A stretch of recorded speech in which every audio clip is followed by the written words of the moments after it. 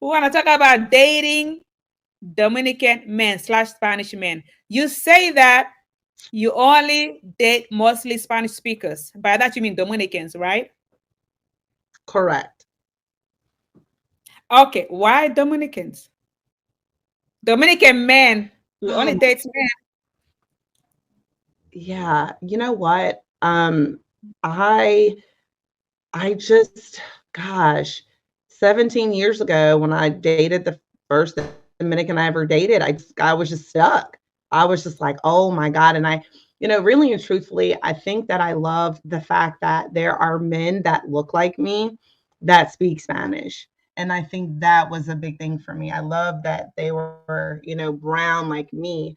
Obviously, not all of them, some of them. And oddly enough, the ones that are my complexion, they don't really go for me like that. It's always like the light skin or the white skin ones. And yeah, I think it does perhaps have something to do with a topic that you had mentioned a while back, about how some of the lighter skin ones want to keep the light in the family and keep it going. And so perhaps that's why some of the brown skin ones don't like me. I mean, that's not to say, because I have had some of the brown skin ones try to talk to me too.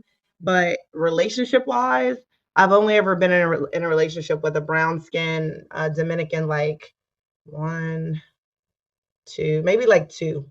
Other than that, the rest of them were like, lighter skin, and yeah, they didn't look like me. So, but I don't That's discriminate as it relates to that. Like I just like for you to be Dominican. Light, dark, medium, it doesn't matter to me.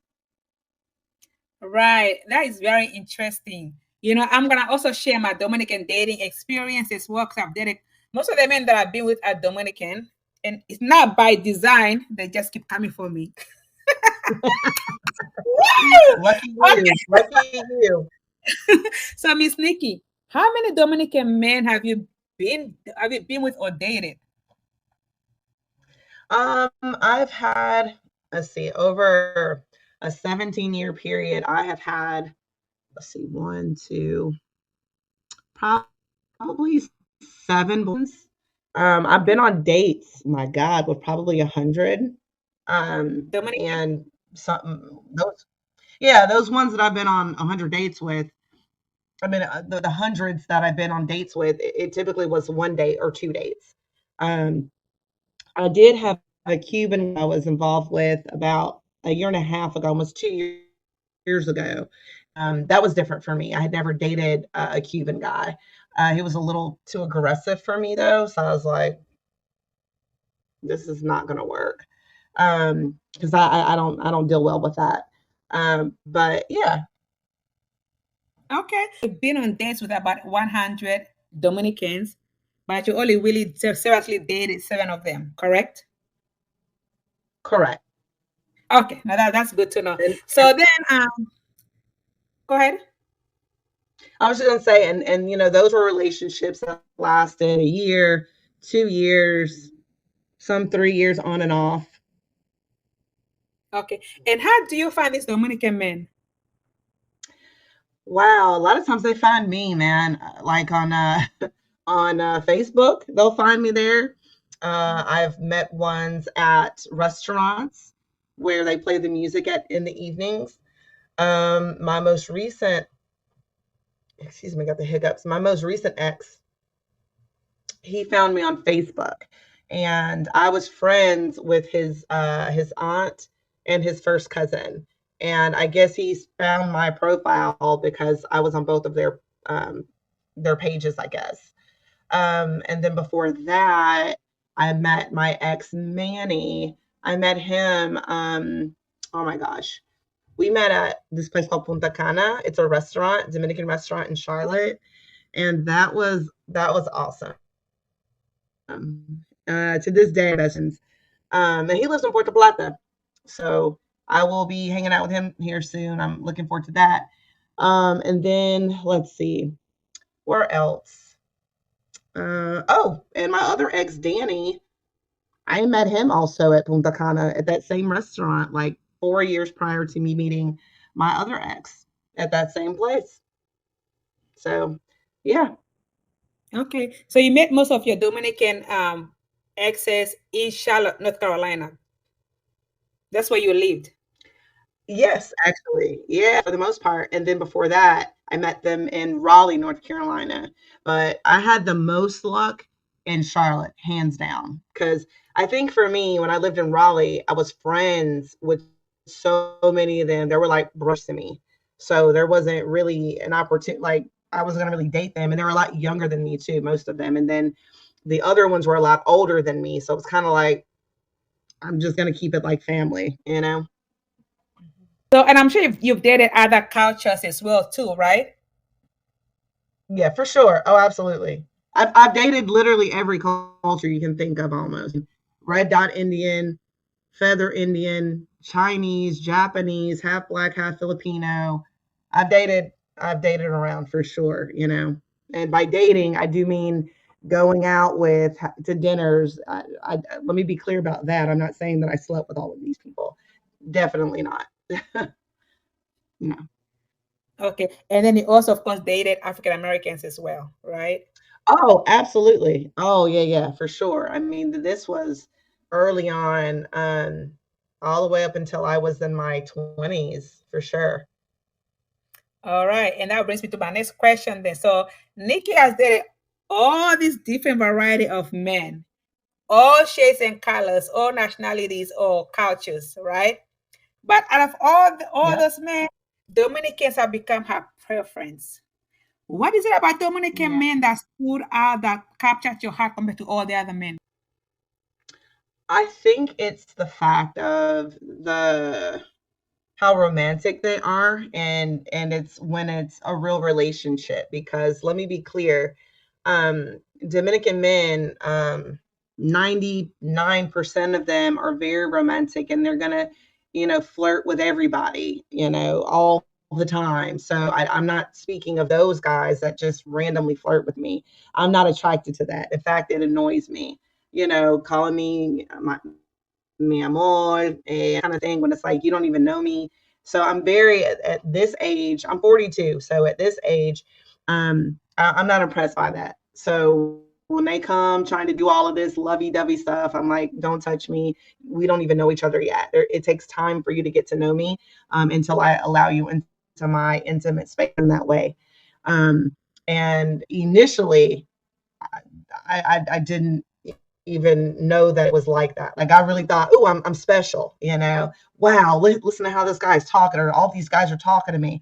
It means nothing, until you have some consistency with one guy and he's showing you off and saying, this is my woman. Until then, it really means nothing, because, and even then, it may not mean very much, because he could be cheating on you behind your back. I mean, chances are he is, but I,